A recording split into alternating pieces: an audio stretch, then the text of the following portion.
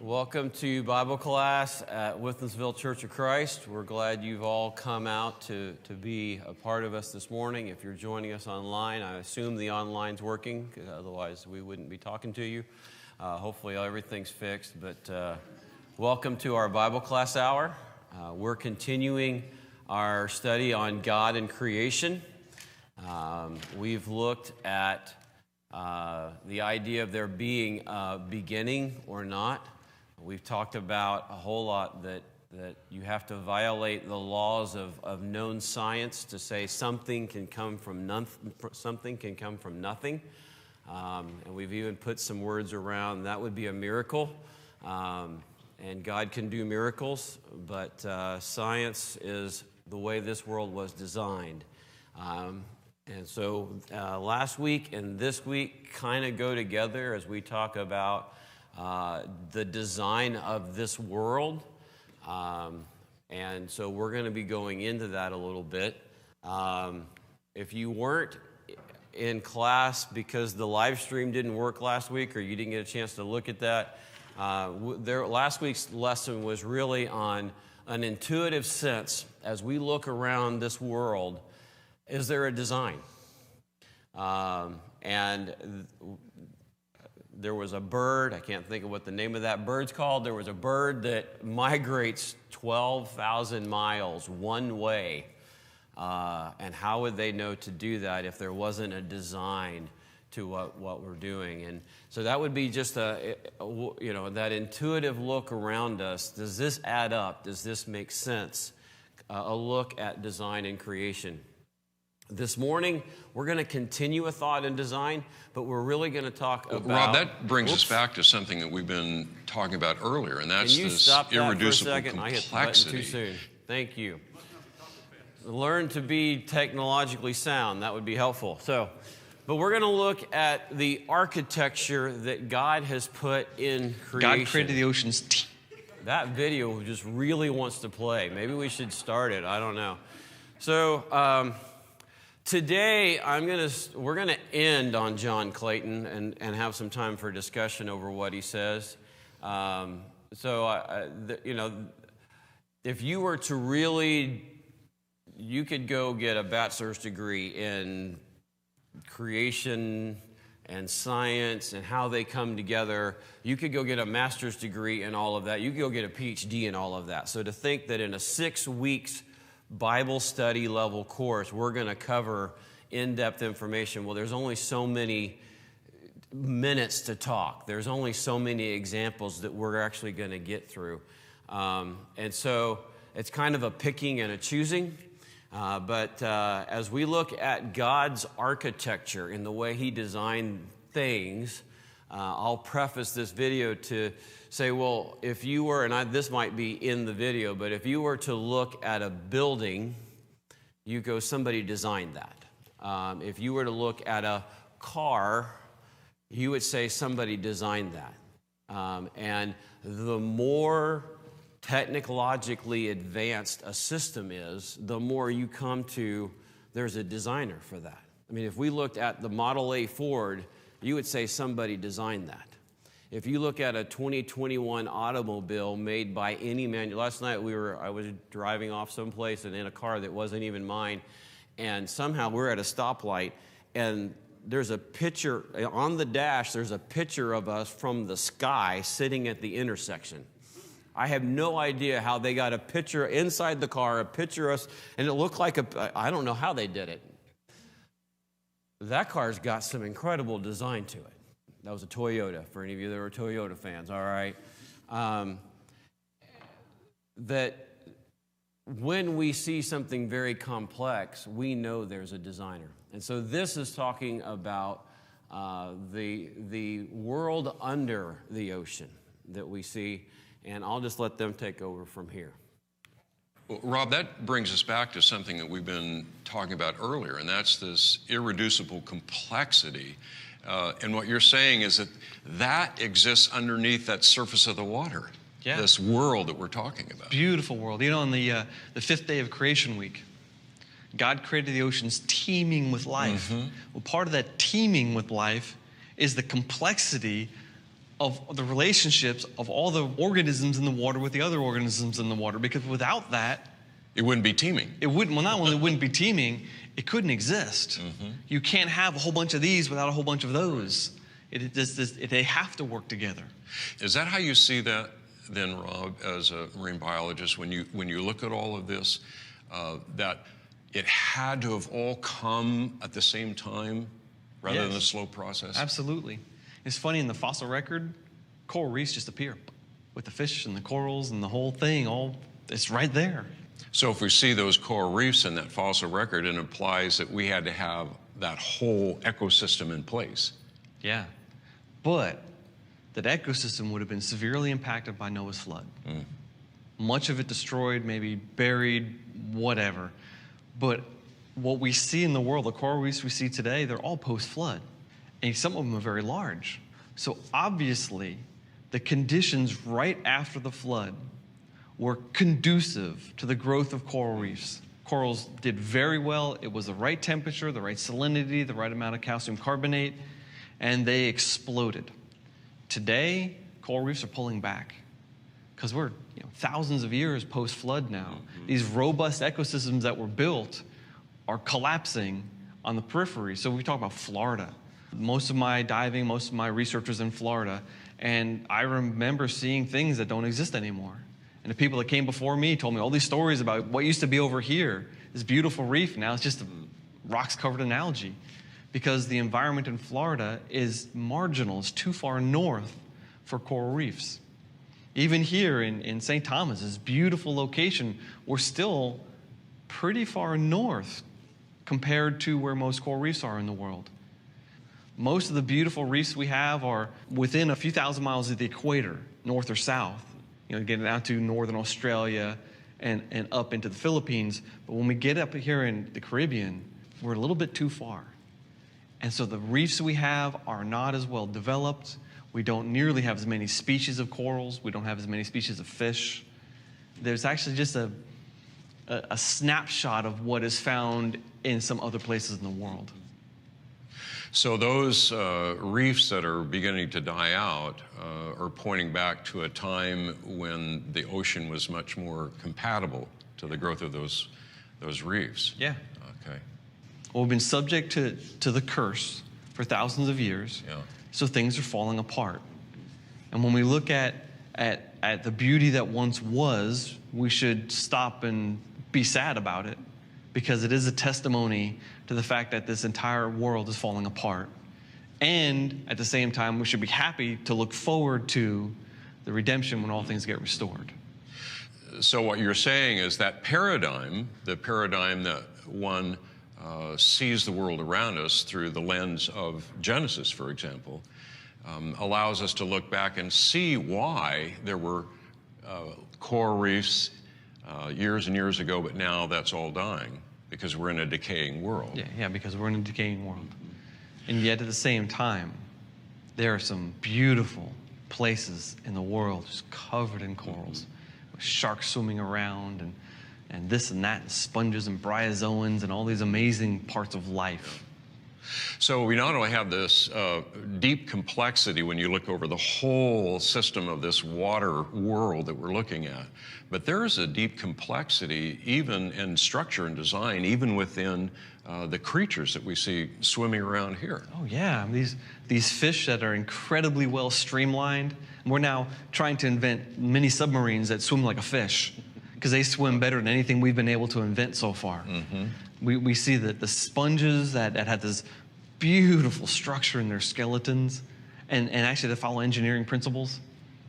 If you look at the girders in the spicules inside a sponge, it looks like how we build buildings. Is that right? Because we figured out that if we do it this way, our building can stand up. Well, God put that into the sponge initially. We could have just looked at a simple sponge and figured out how to build buildings a long time ago. But we didn't. We did it by trial and error until we figured out actually God's original design. We talk about the corals, the soft corals with those wonderful fractal branching patterns. There's mathematics in there. Did you see the purple sea fans? Yes. They can get very large and they're completely interlaced. Beautiful. That's a mathematical pattern there. It's an optimal pattern for catching things floating through the water to get eaten. Well, Rob, that's what Stuart was talking about, this fractal design that seems to underline much of what we see around us. Absolutely. And now you're seeing it here under the surface of the ocean. Absolutely. And when we go from the soft corals to the hard corals, same thing happens. Look at a brain coral. It's a fractal pattern. But okay, ready? Why do brain corals look like that? Because they're a brain coral. No, it's a very good reason. See, a coral is a very simple animal. It's basically shaped like a jellyfish. It's a circle. It's what we call a polyp. Well, if you want to get larger and larger and larger, you can't just make your polyp grow bigger and bigger and bigger because you have one mouth and a row of tentacles. How do you get food from the edge to the middle if you're that big? And how do you eat that much if you only have one mouth, the larger you get? So instead of that, God designed them to bend.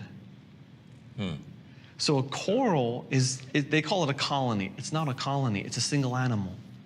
It's a single animal sometimes with 10,000 mouths, but it's one animal. And usually the coral is only a few millimeters thick. So I've seen corals that would literally fill up this entire room and more.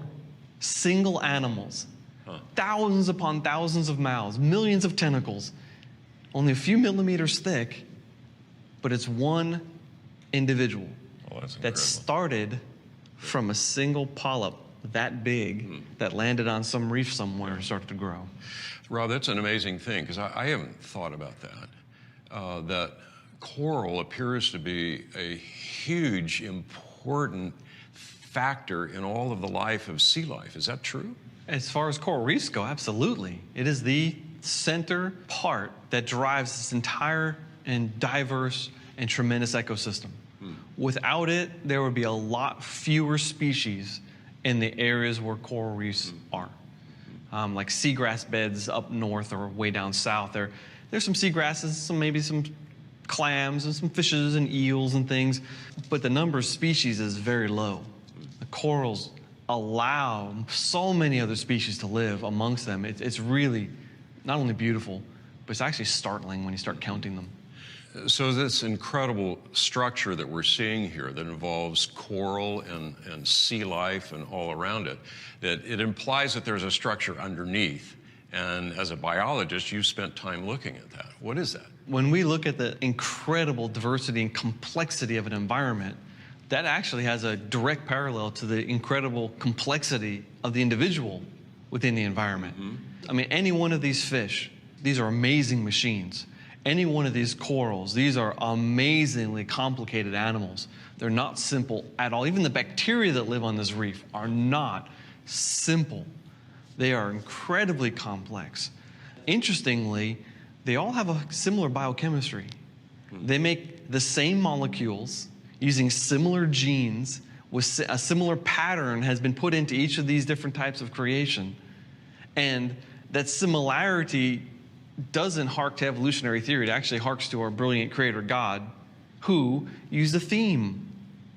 And that actually helps a lot, which this is why a fish can eat a plant. Well, because the plant's made of the same stuff the fish is made out of.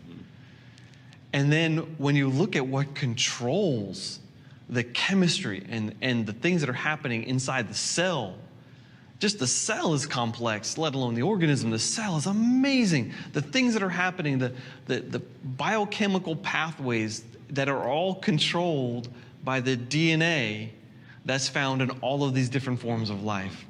The more we study DNA, the more shocked we are about how complex it is. You have to use an engineering understanding if you're going to really understand life. Well, Rob,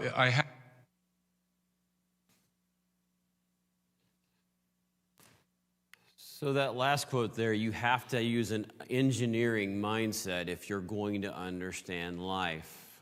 And I told you from the beginning, I don't really have the science brain that my dad does, and I'm not all of that, but this can get really complex. And I felt like there was a moment that marine biologist kind of nerded out on his love for all things that he was talking about, you know.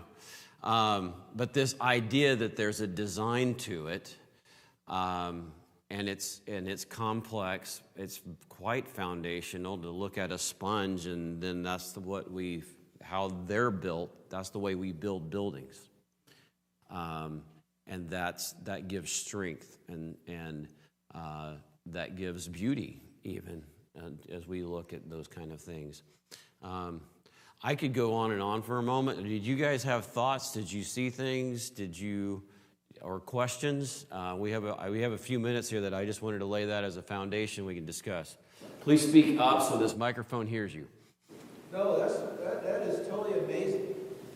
For example, I found out a lot of these things when you're trying to set up a marine saltwater aquarium, which I haven't done yet, but it is a challenge to try to implement all these different things. You say, well, why do you need this? Why do you need that? Because God designed the earth to be that way. And when you tie in the moon and the phases and the tides and how it keeps on, this is totally amazing. It's mind-blowing. Absolutely. That video goes on much longer, but he says that this little thing that we've set up here doesn't compare at all to the magnitude of things, and that they have to work hard to maintain what they have there, because what God does innately in nature, when we humans try to duplicate that in an aquarium or a zoo, we can't, basically. That they're in a continual losing proposition, even though they're piping in ocean water, and they're trying to get all the right ingredients, but they still can't make it come together, even using all the right ingredients. It's that complicated. So, yeah. Other thoughts, questions? I found it kind of ironic that he mentioned that the coral reefs are receding in certain areas. It's only within a certain geographical latitude or whatever. But if you watch secular science or global warming crowd, they're trying to tell you the reefs are all dying because the water temperatures increased just a couple degrees. But like I said, it doesn't logically make sense. Well, there is something interesting there as what do we do from a Christian worldview? I'm not trying to get political here, but what do we do from a Christian worldview in dealing with the concepts of climate change, of those kind of things? And I want to be on God's truth with that. A whole lot more than I ever want to be political. I'm not sure politics gets us anywhere, truly, but that there's answers to things like that when you take the idea of the fall of man in the garden, and then you come to a flood, and then you see that this world is what was set in with the fall of man, the decay process that's in the world. It does speak to me from a Christian worldview of, unfortunately, this world's not becoming a better place. It's becoming a worse place. But that's what happened with the fall of man. And I'm not trying to get too political. I'm just bringing us back to Genesis as we deal with that point. That's the longer we go, that's where it's at. And I heard it said this way at one point: if Adam and Eve had perfect DNA, they were perfect, and that's what we read in Genesis 1. Then they didn't have mental health disorders. They didn't have any kind of disformity in their cells. They were in a perfect human body. And every time we procreate, the cells split and we lose information. Then we're going from what was perfect in Adam and Eve to more and more imperfection. And that's what we seem to see in the world around us. And it's not just in human beings. It's in coral reefs. Why are we going to more and more extinct animals? Because of the loss of information on a cellular level. So it tells the story of the Bible, I believe, when we see that. And I hope I'm not trying to ruffle anybody's feathers about all the stuff that's going on with climate change, all right? It's way too political right now. Other thoughts, questions?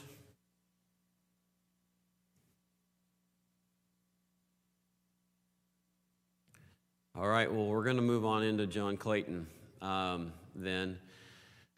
So this is the last segment, I believe, we're going to show you of John Clayton. We have one more class next week that we're going to wrap up, and we are going to get into the most fascinating topic of all. How old is this earth? We're going to get there next week, okay? I did hear a quote from the guy that runs the Creation Museum, and he says when atheists, agnostics come, the number one thing they ask is, how old do you think the earth is? So evidently that's the budding question we've all got to answer, and we saved that to the end, all right? This is probably the last one that, I don't know, we might have a surprise appearance next week by John Clayton, but this segment's about 15 minutes long. This is his version of God's magnificent creation in the architect we see in it. And therefore, there is a design. All right? And if you're a fan of Frank Lloyd Wright, you get to have a happy moment as he goes through this. All right? Whoa. I need a video, not praise the... I'd love to sing that song, but...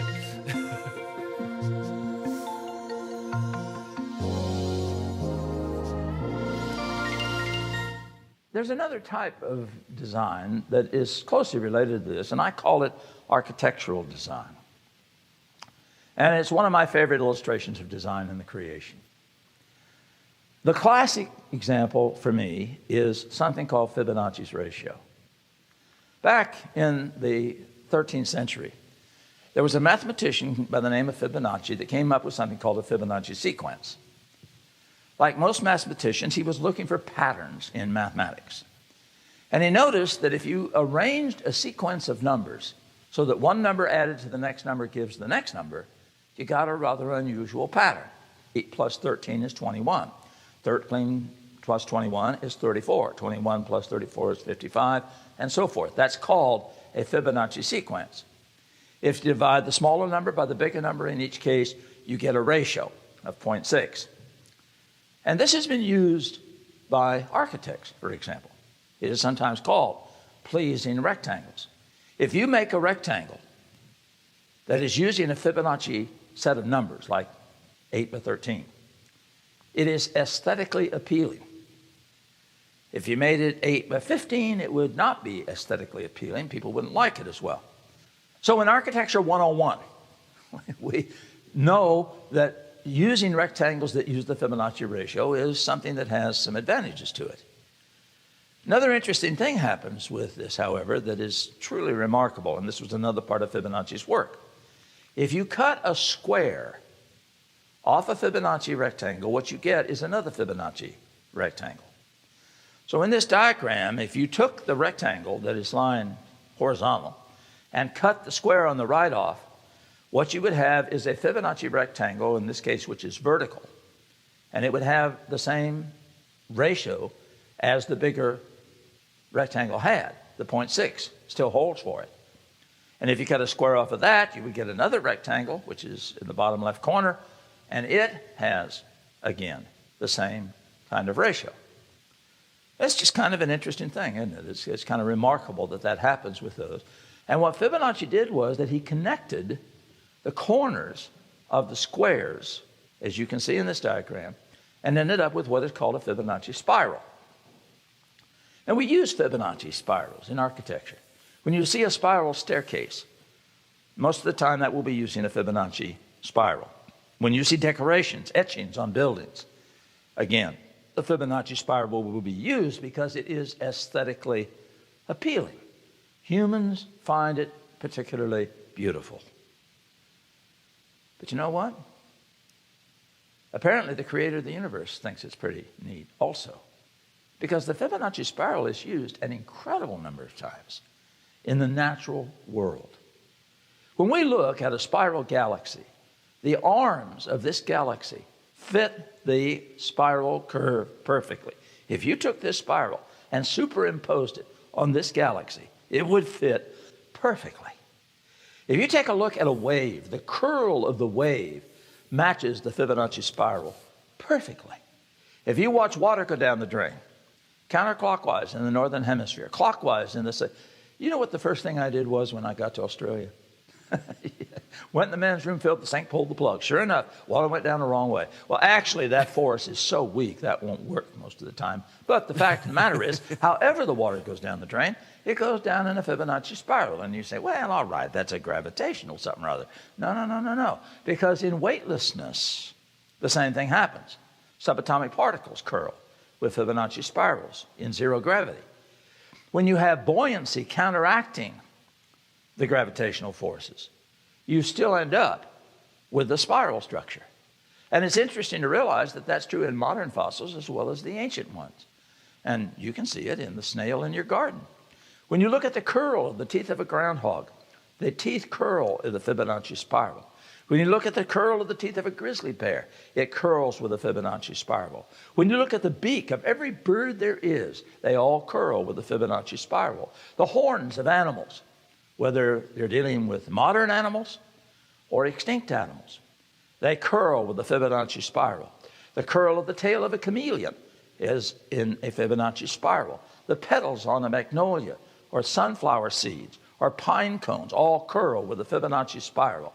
You see the tubers of pumpkins and potatoes and tomatoes. They all curl with a Fibonacci spiral. A fingerprint has Fibonacci spirals in it. Are you picking up a pattern here? Now it's important to understand here that there is no logical reason for this. The Fibonacci spiral is not stronger than other geometric shapes. You want strength, then the hexagon is your stronger structure. The wings on supersonic aircraft are made of hexagons, set side to side, top to bottom. If you're dealing with open spacing, then a triangle is your best structure. There's no strength advantage. And give me an evolutionary explanation here. How are you more fit because your fingerprint curls with a Fibonacci spiral than you would be if it didn't? What's natural selection going to work on? Now, you can see structures in nature, like dissipative structures, that use spiral releases. But look at the range of stuff we're talking about here. Everything from galaxies to pumpkins. Scientifically, there is no reason. And the number of examples is phenomenal. You look at the proboscis of a moth. It curls with a Fibonacci spiral. You look at the feather duster worms on the floor of the ocean. They rake plankton out of the seawater with fronds that are wound in a Fibonacci spiral. A spider web curls with a Fibonacci spiral. The little structures inside Chlorotella algae curl with a Fibonacci spiral. The limbic structure of the human brain has Fibonacci spirals in it. I gave a presentation of this at MIT some years ago, and one of the doctors that was attending came up to me afterwards, and he said, "Did you know that there are 26 Fibonacci spirals in the human brain?" And I said, "No, I didn't know that. Tell me more." And he said, "Well, I'll send you a paper on it." So I got this 420-something page paper, and I don't understand a lot of what's in the paper, but I can see the structures that he's talking about. The Fibonacci spiral is all over. The cochlea of the inner ear is wound with the Fibonacci spiral. The DNA helix is wound with a Fibonacci spiral. The umbilical cord of a baby is wound with a Fibonacci spiral. Do you know there's an outfit called the American Fibonacci Association that does nothing but look for Fibonacci spirals in nature and produce monographs and papers on this particular subject? These are people with way too much time on their hands, but the point is there are an incredible number of illustrations in nature. And there's no strength advantage. There's no evolutionary advantage. But maybe there's an explanation outside of science. You know, if you come to where I live in South Bend, Indiana, there's some things I could take you to see you might really enjoy seeing. The Gold Dome at Notre Dame is interesting to people. You might be interested in going to Lake Michigan and seeing Old Baldy. No. It doesn't have anything to do with me. Old Baldy is a huge freshwater sand dune, one of the largest in the world. It's a fascinating thing to see. But one of the places I would take you is to the corner of Ridgedale in York in South Bend. There's a house here that is really an interesting house. The Hillmans used to live here. When I was a teacher at Riley High School in South Bend, I had 9, I think it was, of their kids in class. And it was in that house a few times. It's an incredible house. The north side, which you're looking at here, has little tiny windows made of a special kind of glass, unusually thick. On the other side, there are huge windows of a different kind of glass and a much thinner structure. And this is so well engineered, so well designed that even though our winters get incredibly cold in South Bend, this house doesn't have much of a heating bill because it's so beautifully designed by the architect. The typical trademark of this architect is multiple roof lines, as you can see looking at the picture. And after you oohed and awed at this place for a while, I would tell you, well, this was done by a very, very famous architect. His name was Frank Lloyd Wright. You know, because of the Hillman House, I got involved in looking for the structures that would be Frank Lloyd Wright structures as I traveled around the world. One time I was in Arizona, and I was in a limo going to the airport, and we went by this place, and I yelled at the limo driver. I was the only person on the limo. I said, "Hey, stop, wait a minute, I got to get a picture." And I jumped out, shot the picture, got back in. I'm going all over the place. You know, man, look at this, look at this. This looks like a Frank Lloyd Wright house, multiple roof lines, big windows this side, little windows the other side. He said, "How'd you know that was a Frank Lloyd Wright house?" I said, "I recognized the design." Not long after that, I was at the University of California at Berkeley. I was in a taxi cab going to the airport, went by this place. I jumped out, took the picture, got back in. I said, man, look at this. This looks like a Frank Lloyd Wright house. Beautiful big windows on this side, little windows on the other side, multiple roof lines. The taxi driver said, "How'd you know that?" I said, "I recognized the design." And then I was at University of Southern Florida in Lakeland. Talk about getting your foot in your mouth. We're walking on the campus, and I'm going nuts, you know. "Oh, man, look at this, you guys. You got no shame. You borrowed one of our northern architects, Frank Lloyd Wright. Look at this, multiple roof lines, no windows this side, big windows the other." He said, "Well, didn't you see the sign?" I said, "What sign?" He points, "Here's this huge sign. This entire university was designed by the famous architect, Frank Lloyd Wright." So I'm extracting my foot from my mouth again. And then Falling Waters. Oh, my. If you ever get near Pittsburgh, go see this place. It's privately run now, and you can go through it. You can see it. This beautifully designed house straddles the spring. Cools within the summer, heats in the winter. They don't even need a furnace in the place. It's beautifully designed. Each room has been carefully, architecturally arranged. And in such a way that it utilizes everything that is there. And you won't see much of that anymore because of ecological concerns and land use concerns and so forth in this country. But see, I'm a human being. One property of a human being is to have some aesthetic value. There are things that I really like that have nothing to do with my survival. And so do you. There are some of you that can look at a painting on the wall and say Van Gogh or Picasso. There are some of you who can listen to 3 notes of music and say Beethoven or Alan Jackson.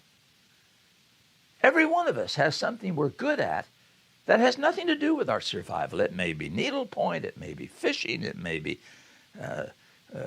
reading, it may be doing puzzles.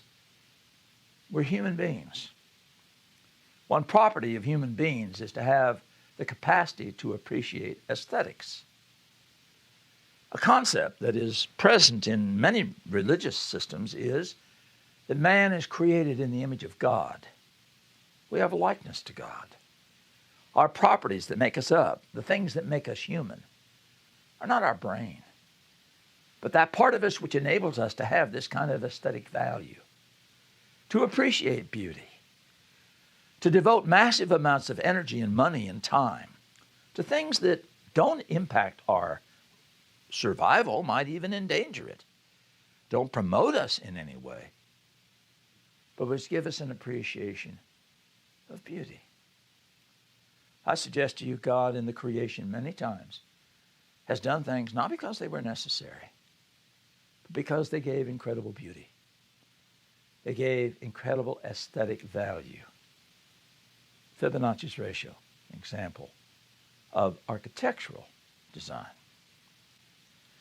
Our purpose is not to preclude scientific investigation, not to in any way minimize the investigation of the things that we see, because much of what I have talked about in this presentation are things that have been learned by scientific study. The question is, do we conclude in looking at this that there is design, that there is purpose, that there is wisdom in the creation? Or do we find evidence that this is easily explained in terms of mechanistic, opportunistic chance, using Dawkins' statement as the basis of what we conclude? Obviously, I have to leave that on a personal level.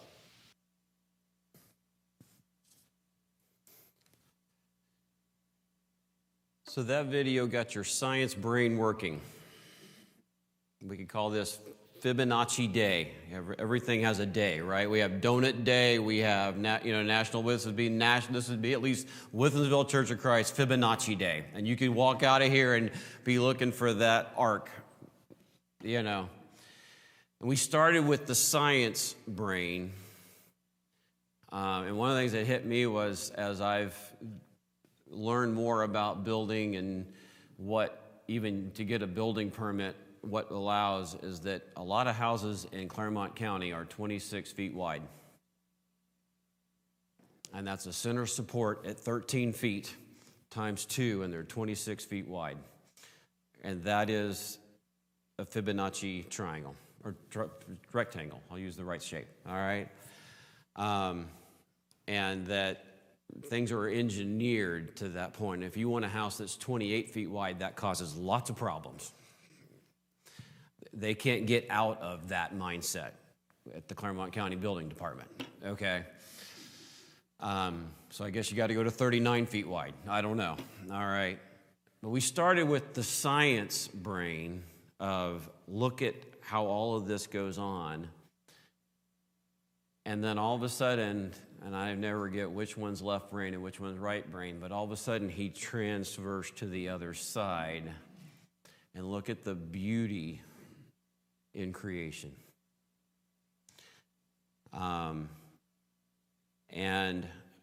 We did talk, I think Dave helped bring this point out, that we can get people, if we're really using these things from an evangelistic thought of there was a beginning, there's a design, and does that designer have a personal relationship with us? What level does that really come in on? And people will just have to stop. And they're like, okay, I can deal with the fact that more than likely there was a beginning, and I can deal with the fact that there's a whole lot of design and everything all around me, but this God thing I'm not for sure about. And I wonder if where we've got to get to is we got to get out of the science brain, and we got to get into that creative side of the brain. And that's why God gave us both in our personalities, that we have to understand God with our whole brain, not just very logical. Can we prove there is a God? No. Does it seem highly likely that there's got to be a designer and something had to make this come about, and you might call that God? Maybe that's little g God. I don't know how else you say yes to that when you get at it. And therefore, I would say from that statement, we can have confidence to have a highly scientific conversation with atheists or agnostics about the science and religion, science and the Bible going together. But it's going to take more than that. It's the whole entire idea of how God created. I hope you've had moments that you were just in awe of God's creation. I can remember standing on a 14,000-foot peak mountain in Colorado, and you can see so many other 14,000-foot peaks in Colorado, and it's just like this sea of never-ending mountain peaks. And I learned on that trip a little phrase of, yay, God. You know, why did he didn't have to create 14,000-foot peak mountains. In fact, you can't live up there, so it must be just for the beauty of it. You know, there's no trees, the water that's there is only frozen, and you can't live there. There's nothing about it that makes it more advantageous through an evolutionary concept that we get to look at those mountains. At least with the ocean, you go there and you feel the pound of the surf. You're like, well, that's life. There is life kind of represented behind that. So I could go on and on and on. We've got about 5 minutes. I want to hear your heart if you have something to share. And I don't know that I've set this up very well for that, but our God's incredible, and he's designed it with art and science. That calls to my spirit, I would say. Thoughts, comments on this? I don't know if I've set this up very well. And you see that buried not only in the picture that you've got up there now, in the huge, universe, but also in the tiniest things. I've been reading some books since Christmas that I'd asked for Christmas, and they talk about in your body there are about 100 trillion cells. And in each one of those cells, there are literally what they call molecular machines, some of which are designed beyond anything that humans have ever been able to make. So you can see it no matter where you look, that God is great. Amen. And that's the really cool thing. I mean, just to give you, I think overall, if we've done anything, we've given you like maybe 6 or 7 or 8 examples of God's incredible design as we've gone through this class to this point. And there's hundreds of thousands of things we can talk about. I was watching stuff, this may come up next week, I was watching stuff on the human eye and how incredible it is, and what it can see and what it can't. Yeah. Other comments? Like I said, this stuff is totally mind-blowing. I was reading about that telescope in Puerto Rico, what do you call it, Arecibo telescope that fell apart. That thing was put there to look for ET back in 1963. And when you start to read about that, the Fermi paradox, it's like the probability of ET life out there. But his question years ago was like, well, where is it? It's like, is it possible that we're the only ones that God created? This is totally mind-blowing.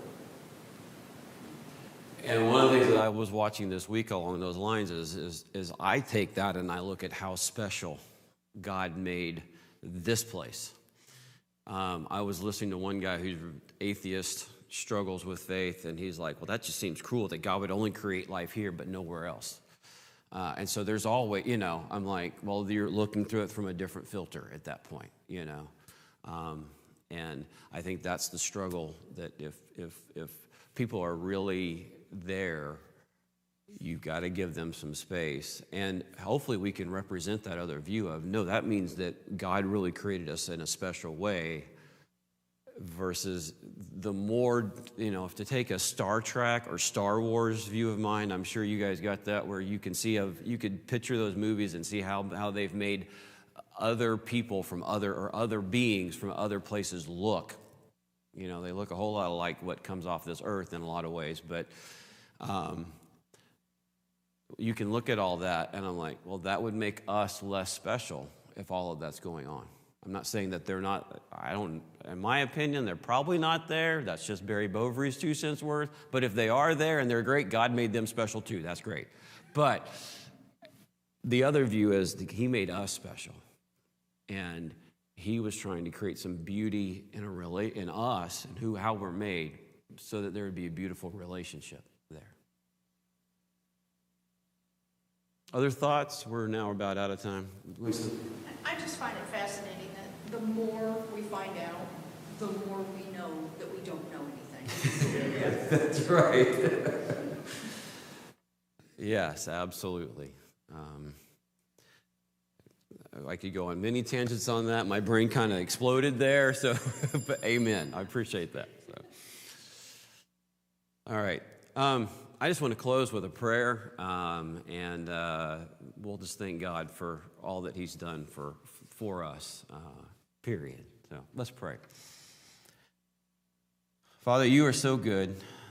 We're amazed at how you made everything so wonderfully, that whether we look through a microscope, whether we look through a telescope, or we just look with the incredible eyes you've given us, we see beauty, we see the passion you had to create. we see your grace and mercy and love. And as Romans tells us, it's so plain in front of us that we see you and that men are without excuse. So, Father, we're thankful for the way that you've made us in this world. We're thankful for the personal relationship that you want and give us as we seek you. And Father, as we want to grow our own faith, speak to us in those areas, especially when we're doubting, for whatever reason. And Father, as we seek to have conversation with those that are struggling with you in this world, to be your hands and feet, to be your salt and light, give us wisdom in those conversations. Give us love in those conversations. But help us to have the idea of how you designed this incredible creation. And we would pray that you bless those, that you would speak into those conversations. Turn all of our hearts more towards you in all things. And we pray all this through Jesus' name. Amen. Thank you.